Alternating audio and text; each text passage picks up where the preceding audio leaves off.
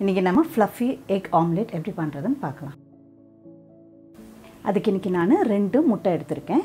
இந்த 2 முட்டையும் இப்போ வெள்ளைக்கருவும் மஞ்சள் கருவையும் தனித்தனியாக பிரித்து எடுத்துடலாம்.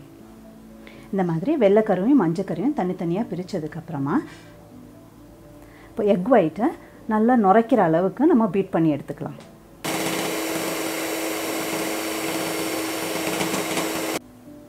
இப்போ இதை தனியாக வச்சுட்டு நம்ம மசாலா ரெடி பண்ணிடலாம். இப்போ இந்த முட்டையோட மஞ்சளில் முட்டைக்கு தேவையான அளவு உப்பு சேர்த்துக்கோங்க. நான் ஒரு 1/4 ஸ்பூன் அளவு சேர்த்துக்கிறேன். கூடவே கொஞ்சம் மிளகுத்தூள் இதை சேர்த்து நல்லா கலந்துக்கலாம்.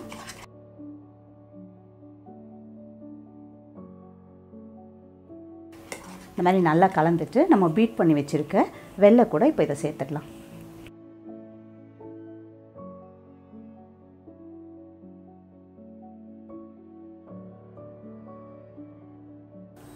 சேர்த்துட்டு இது ரெண்டுத்தையும் லேசாக கலந்து விடுங்க.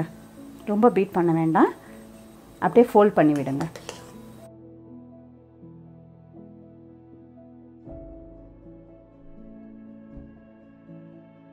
அடுத்ததாக ஸ்டவ்வில் ஒரு பேன் வச்சுக்கலாம். பேன் சூடானதும் அதில் ஒரு ஸ்பூன் எண்ணெய் சேர்த்துக்கோங்க. எண்ணெய் சூடானதும் அதில் கொஞ்சம் வெங்காயத்தாள் சேர்த்துக்கிறேன். கூடவே கொஞ்சம் பொடியாக நறுக்கின மஷ்ரூம், கொஞ்சம் குடமிளகாய் எல்லாத்தையும் சேர்த்து லேசாக வதக்கிக்கோங்க. காய் லேசாக வதங்கினதும் இதில் கொஞ்சமாக மிளகாய்த்தூள் சேர்த்துக்கலாம். ஒரு 1/4 ஸ்பூன் அளவுக்கு மிளகாய்த்தூள் சேர்த்துருக்கேன். கூடவே கொஞ்சம் கரம் மசாலா சேர்த்து நல்லா கலந்து விட்டுருங்க. ஸ்டவ்வை லோ ஃப்ளேமில் வச்சுருங்க. வச்சுட்டு இந்த காய்கறியை நல்லா இப்படி ஸ்ப்ரெட் பண்ணி விட்டுருங்க. நீங்கள் விருப்பப்பட்டிங்கன்னா இதில் கேரட் இல்லை மற்ற காய்கறிகள் எதனா சேர்க்குறதுனா கூட சேர்த்துக்கலாம், நம்ம விருப்பம். இப்போ இதில் நம்ம கலக்கி வச்சுருக்க முட்டையை சேர்த்துடலாம்.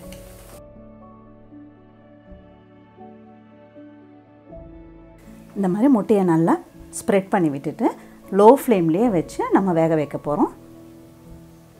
மினிமம் ஃப்ளேமில் வச்சு ஒரு 2 நிமிஷம் நம்ம வேக வச்சிட்டோம். இப்போது லேசாக இப்படி திருப்பி பாருங்கள், எடுத்து பாருங்கள் எடுக்க வருதான்னு பாருங்கள். இப்படி எடுக்க வருது.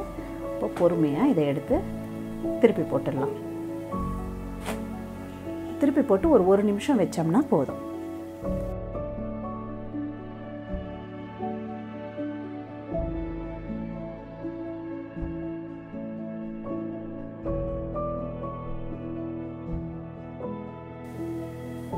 பாருங்கள் எவ்வளோ சாஃப்டான ஃப்ளஃபியான வெஜிடபிள் ஆம்லெட் சூப்பராக தயாராகிடுச்சு. ட்ரை பண்ணி பாருங்கள். இந்த வீடியோ பிடிச்சிருந்தா லைக் பண்ணுங்கள், ஷேர் பண்ணுங்கள்.